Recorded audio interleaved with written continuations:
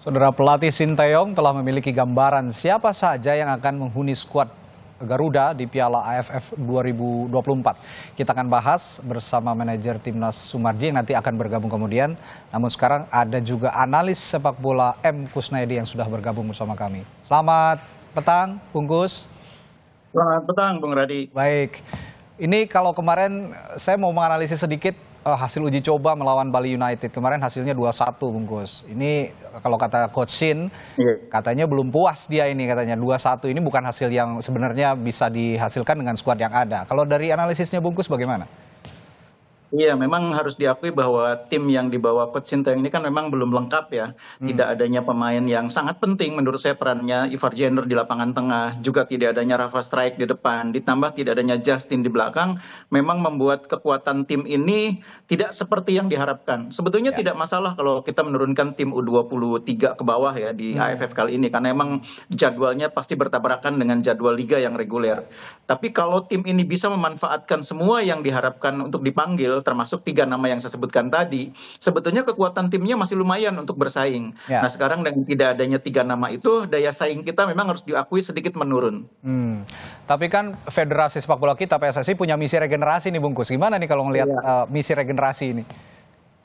Ya, menurut saya memang tidak ada pilihan ya, karena kita juga harus berpikir bahwa jangan sampai klub liga itu juga dikorbankan terus-menerus oleh tim nasional ya. Memang beberapa negara di ASEAN ini dalam tanda petik mengorbankan liganya, menghentikan liganya ketika AFF bergulir ya, seperti Vietnam, Malaysia. Kalau Indonesia kan memang sudah cukup banyak kita menghentikan liga untuk banyak agenda yang lain, termasuk sebentar lagi mungkin ada agenda puasa. Karena itu kita juga harus berpikir bagaimana semua bisa jalan, tim nasional jalan, liga jalan, makanya keputusan untuk memberikan kesempatan kepada tim U23 saya bisa pahami, karena kita juga harus memperkuat liga kita, harus bisa membuat liga kita ini bisa konsisten. Ditambah lagi kita memang juga punya banyak pemain yang muncul dari liga yang selama ini agak sulit menembus tim senior. Nah inilah ajangnya Piala AFF, bukan berarti kita tidak memandang penting Piala AFF ya. Menurut saya memang dalam sepak bola kita harus memilih juga, prioritasnya itu harus ada keseimbangan juga ya. Bisa kita ambil. Ya, harus ada keseimbangan juga antara regenerasi, tapi juga realistis bahwa kita juga harus punya target dalam mencapai satu kompetisi. Kita akan lanjutkan perbincangan Bung Kusnaedi, namun setelah kumandang azan maghrib berikut ini untuk wilayah DKI Jakarta dan sekitarnya. Ya, selamat menunaikan ibadah sholat maghrib untuk Anda yang menjalankannya di wilayah Jakarta dan sekitarnya. Kita lanjutkan lagi perbincangan, tadi sudah berbincang dengan analis sepak bola Bung Kusnaedi dan sekarang sudah bergabung bersama kami juga manajer Tim Nasional Indonesia Sumarji. Selamat malam Pak Marji. Selamat malam, Assalamualaikum. Waalaikumsalam warahmatullahi wabarakatuh. Pak Marji, ini kemarin saya sudah tanya ini tadi ke Bungkus, tapi saya juga harus tanyakan ke Pak Marji. Kemarin pada saat uji coba melawan Bali United, hasil 2-1 yang dicetak golnya oleh penalti oleh Arkan Kakak dan juga Marcelino Ferdinand, ini tidak cukup membawa hati Coach Shin puas. Sepertinya masih belum puas. Ada apa kira-kira Pak Marji? Ya, jadi kalau kemarin uji coba memang dari evaluasi setelah pertandingan memang dirasa kurang ya, masih kurang. Karena satu, dari skuad yang ada kan memang diisi mayoritas anak-anak kita ya, usia 22 ke bawah. Nah, dari situ tentu kan kita diskusi apa kira-kira yang bisa membuat tim nanti ketika kita bermain dari tanggal 9 sampai dengan nanti selesai. Itu salah satu opsinya adalah mengupayakan mengkomunikasikan kembali dengan klubnya, terutama lini depan dan lini serang ya, striker. Dan kemarin langsung saya lapor ke Pak Ketua Umum dan Pak Ketua Umum koordinasi berbicara dengan klub, dan alhamdulillah tadi siang itu dari klubnya Rafael memberikan izin Rafael bisa bergabung di tanggal 8. Artinya lebih cepat. Tanggal 8 sudah di Myanmar, dan insya Allah mungkin tanggal 9 kalau memang dirasa perlu itu bisa diturunkan. Kira-kira seperti itulah ya kondisi setelah evaluasi kemarin. Oke, ini berita terbaru lagi di Kompas TV. Sepertinya kita pertama kali mengumumkan bahwa Rafael Struijk akan bergabung ya untuk pertandingan pertama melawan Myanmar nanti. Sejak tanggal 8 sudah bisa bergabung. Tentu saja ini jadi angin segar, jadi kabar gembira untuk tim nasional U22 yang akan berlaga di Piala AFF. Tapi memang PR-nya kemarin itu pada saat uji coba lini depan, ataukah memang aliran bola dari lini tengah yang kurang optimal, Pak Marji? Nah, kita lihat memang dari ini, kalau pertahanan udah bagus, Oke. lini tengah sudah lumayan, Arkan Fikri juga lumayan bagus bermain, dan di tengah cukup kompak ya. Jadi cuma memang kemarin kan terkendala soal apa namanya goal getter ya, soal bagaimana bisa mencetak gol gitu, sehingga kemarin kita diskusi. Ya apapun alasannya kita juga harus mempersiapkan itu semuanya dengan baik lah ya. Ya akhirnya diputuskan untuk berupaya mengupayakan supaya Rafa bisa gabung gitu. Kira-kira seperti itu. Oke, saya tanya ke Bungkus. Ini angin segar Bungkus, Rafa gabung nih. Gimana lini depan? Artinya sudah tidak ada keraguan lah ya?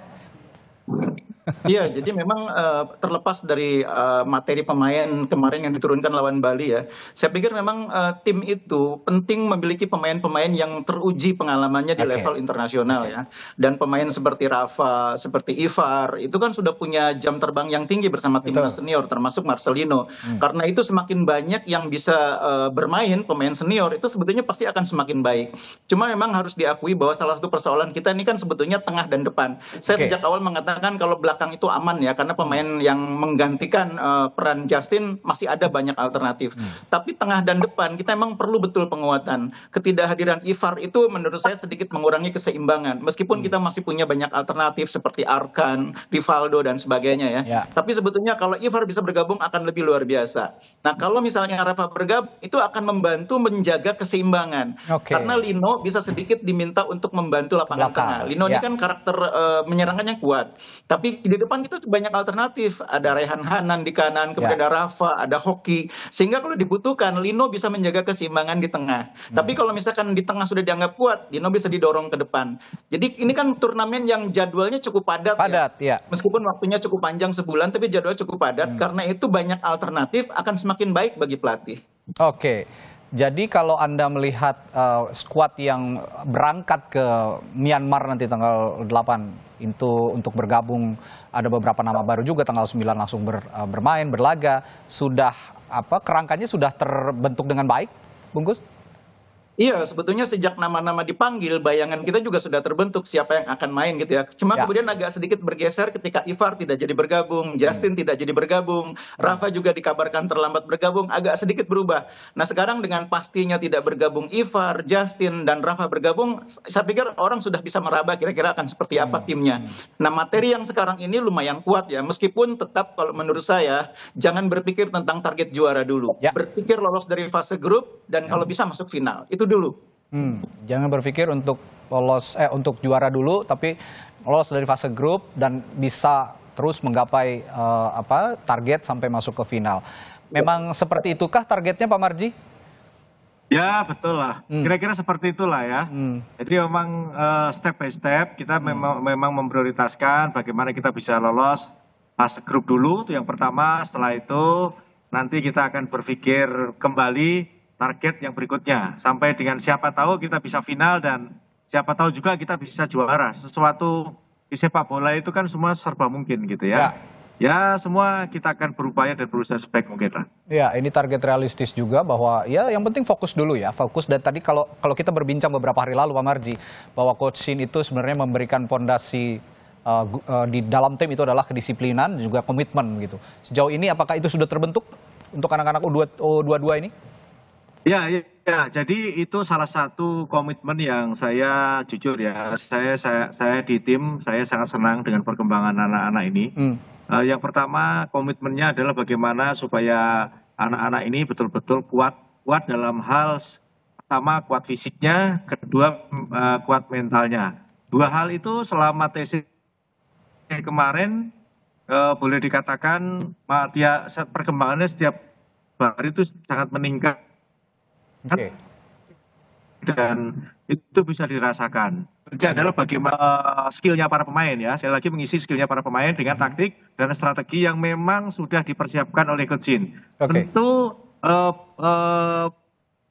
bermain dengan contoh misalkan Myanmar, terus nanti dengan Laos, selanjutnya dengan Vietnam, tentu berbeda-beda caranya. Ya. Itulah yang saat sekarang ini dipersiapkan dengan baik oleh tim kepelatihan, tim analis semuanya sudah bekerja, dan sekarang ini fokusnya adalah bagaimana mengisi skillnya para pemain dengan strategi yang memang akan dipersiapkan khusus untuk fokus pertama kita melawan Myanmar. Kira-kira seperti itu. Oke, Pak Marji, tadi juga saya sempat bahas dengan Bungkus soal regenerasi, bahwa ada 4 pemain yang pada saat training camp ini mengalami cedera dan akhirnya tidak bisa ikut dalam skuad timnas di Myanmar nanti untuk melakoni laga awal di Piala AFF. Tapi ini juga perlu ada regenerasi begitu ya dengan pemain-pemain tidak hanya yang dari diaspora ataupun abroad gitu, tapi pemain-pemain yang berlaga di liga lokal. Nah, bagaimana menjaga keseimbangan bahwa federasi sendiri PSSI punya misi untuk regenerasi, tapi juga memiliki target yang juga bisa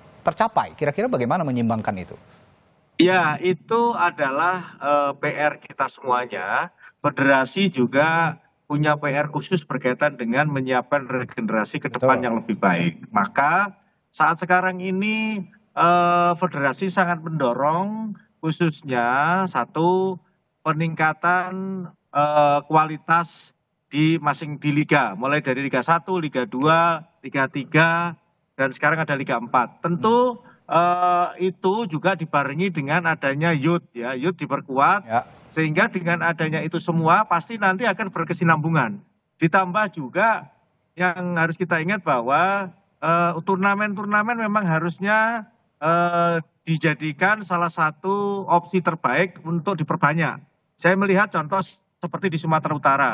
Di Sumatera Utara itu turnamennya cukup banyak, Asprofnya cukup aktif, sehingga dengan adanya itu mendorong anak-anak kita itu betul-betul dia mau menyalurkan hobinya dan ada keinginan untuk mencari pekerjaan dari sepak bola. Jadi sebenarnya hal-hal itulah yang harus didorong ya. Saya juga artinya berkaitan dengan hal yang youth ini berharap sih semua Asprof bisa menjalankan sesuai dengan apa yang diinginkan gitu ya. Semua sebenarnya sudah ada ya realnya. Sekali lagi hal-hal seperti ini bukan hanya Sumatera Utara saja, tetapi di Asprop lain juga sudah mulai menjalankan hal yang sama. Artinya memperbanyak turnamen-turnamen yang ada di negara kita. Itu salah satu opsi yang terbaik.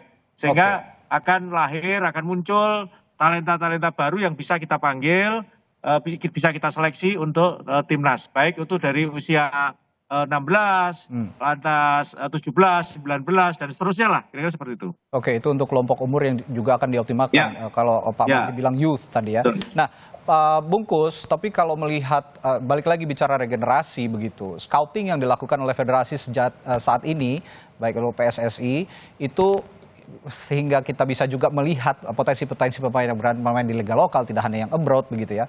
Bagaimana scouting yang sudah dilakukan sejauh ini oleh federasi? Ya, di sini saya pikir penting sekali kita menghidupkan peran badan tim nasional ya. Tentu pasti sudah ada badan tim nasional ya, tapi perannya harus lebih dihidupkan lagi. Nah, perannya itu bisa hidup kalau kompetisinya banyak. Karena pasokan data bagi badan tim nasional itu melalui hasil talent scouting yang didapat dari kompetisi. Dan itu tidak cukup hanya Elite Pro Academy. Elite Pro Academy itu cuma berapa klub sih? Berapa pemain yang terlibat? Mungkin cuma ratusan jumlahnya. Sementara di usia muda itu ada jutaan pemain yang bermain di berbagai event, dan itu banyak yang eventnya tersebut tidak terpantau. Nah, saya pikir memang harus didorong PSSI kepada setiap Asprof itu untuk memberi ruang bagi digelarnya event usia muda ya. Jadi istilahnya event usia muda ini kan pintu masuk sebelum mereka nanti berkarir profesional. Jadi sebelum mereka menjadi pemain Elite Pro Academy, mereka harus bertarung dulu di level kompetisi atau turnamen-turnamen lokal. Makanya kalau saya sih mendorong usia muda itu tidak hanya digarap oleh PSSI, tapi juga melibatkan pemangku kepentingan yang lain. Dulu seperti yang sering saya ceritakan, Menpora itu juga punya Piala Menpora yang menghasilkan banyak generasi pemain yang sekarang main di Liga 1, ada Beckham dan sebagainya gitu ya. Nah, itu harus dihidupkan lagi. Jadi tidak cukup hanya PSSI, stakeholder yang lain itu harus dilibatkan, termasuk keluarga. Karena usia muda itu investasi di mana yang paling berperan itu keluarga. Nah, tapi sekali lagi bukan masalah kompetisinya saja, juga tata kelolanya tentu menjadi sangat penting. Badan tim nasional harus punya bank data yang kuat. Sehingga ketika katakanlah kita mau memanggil tim yang usianya 23 tahun ke bawah, itu tidak perlu hanya menunggu dari hasil kompetisi pemantauan. Tapi BTN sudah bisa menyodorkan kepada pelatih, ini 10 pemain terbaik di usia 23 yang mainnya back kiri, karakternya masing-masing apa. Ini 10 pemain terbaik yang mainnya posisinya back tengah, karakternya apa. Yang satu main kaki kiri, yang satu main kaki kanan, yang satu headingnya bagus. Itu datanya lengkap di BTN. Sehingga pelatih tinggal memilah dari data itu, oh saya mau pemain yang karakternya kaki kanannya kuat, mendampingi misalnya pemain yang sudah ada, Ferrari. Saya mau back tengah yang jangkung, yang duelnya bagus. Nah, tinggal dipilih dari bank data. Saya yakin sih pasti sudah dilakukan ya. Cuma harus lebih intens lagi pendataannya, karena saya yakin sekali di luar sana masih banyak pemain kita, terutama di kampung-kampung, yang punya potensi, tapi mungkin belum terpantau. Ya, dan dalam sepak bola modern, termasuk Coach Shin juga saya memperhatikan bahwa pemain-pemain yang versatile, yang bisa mengisi banyak lini itu diperlukan dalam sepak bola modern. Kira-kira menurut Bungkus dalam ajang AFF ini akan ada bibit-bibit baru yang bisa juga versatile seperti pemain-pemain timnas senior yang berlaga di kualifikasi Piala Dunia? Iya, banyak pemain yang sudah teruji mainnya di Liga 1 ya. Ya, Raihan Hanan, pemain dari Persija, itu kan kemampuannya sudah teruji. Bisa main di wing kanan, bisa jadi back kanan, bisa di gelandang serang. Ada Kakang, pemain yang di Persib sudah mampu menunjukkan diri kalau diberi kepercayaan bisa berduet cukup bagus dengan Kuipers, dengan Gustavo. Dia bisa main sebagai back kanan, bisa main sebagai gelandang bertahan, bisa main sebagai back tengah. Ini pemain-pemain yang sebetulnya potensinya besar, cuma memang selama ini karena Liga 1 itu sangat ketat persaingannya, menit bermainnya pun mereka terbatas. Untung ada regulasi di bawah usia 23 tahun, yaitu yang membuat mereka bisa mendapat kesempatan. Nah, saya pikir inilah ajang AFF ini kesempatan bagi pemain-pemain tersebut untuk menunjukkan bakatnya. Bahwa di Indonesia tidak hanya ada Marcelino, tapi mungkin ada banyak Marcelino lainnya yang selama ini belum terlihat. Itu dia, pemain-pemain versatile seperti Marcelino Ferdinand ini diharapkan juga muncul nanti di Piala AFF supaya misi regenerasi tadi, dan bukan tidak mungkin bahkan nanti kalau Indonesia melakoni kualifikasi Piala Dunia selanjutnya akan ada pemain baru yang juga versatile yang diambil dari Piala AFF. Nah, kalau begitu Pak Marji, AFF ini kan jadi pondasi untuk juga ke turnamen selanjutnya di SEA Games gitu. Bahkan bukan tidak mungkin juga nanti kalau memang ada yang bagus bisa di scouting juga untuk kualifikasi Piala Dunia. Sejauh ini apakah pondasi itu sudah terbentuk untuk next level untuk SEA Games misalnya? Iya, betul. Jadi memang salah satu sebenarnya target utamanya kita adalah menyiapkan regenerasi.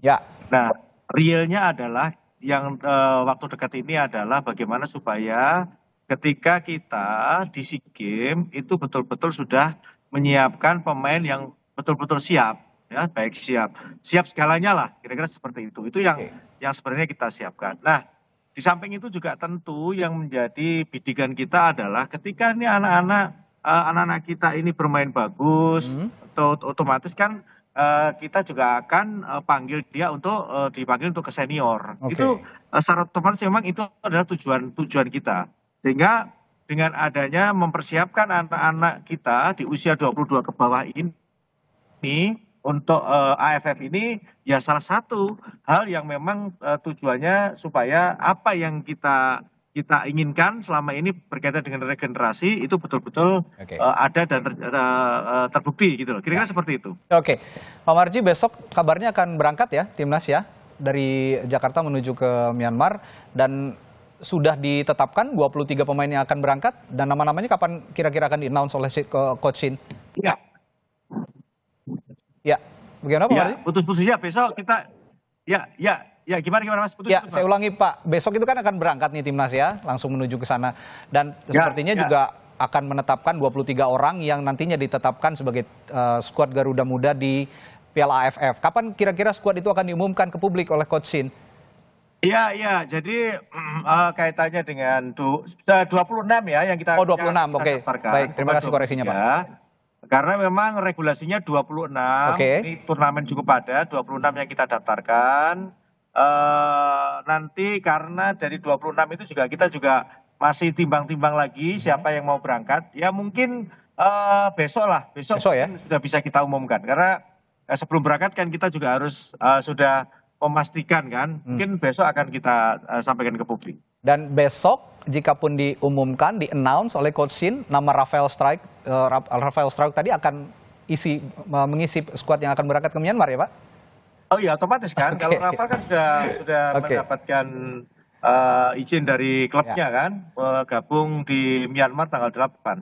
Ya, ini jadi angin segar. Memang Rafael Struijk akan bergabung, tapi diharapkan juga tadi bahwa regenerasi bisa segera menular juga ke pemain-pemain lain yang berada di liga lokal, terutama di depan masih ada Hoki Caraka, masih ada Akan Kakak, dan di tengah juga masih banyak pemain-pemain potensial lainnya. Bukan tidak mungkin nanti di ajang SEA Games akan lahir bintang baru, dan bukan tidak mungkin juga di kualifikasi Piala Dunia untuk membantu rekan-rekan senior nantinya akan hadir bintang baru. Baik, terima kasih Pak Sumarji, manajer Timnas Indonesia. Sukses berangkat besok ke Myanmar. Kita doakan segenap jiwa dan raga masyarakat Indonesia mendoakan tentunya bisa sukses di Piala AFF. Dan Bung Kusnaini juga, Bung M. Kusnaini, analis sepak bola, telah berbagi perspektifnya malam hari ini. Terima kasih Bung Kus. Selamat malam dan sampai jumpa lagi, sehat selalu.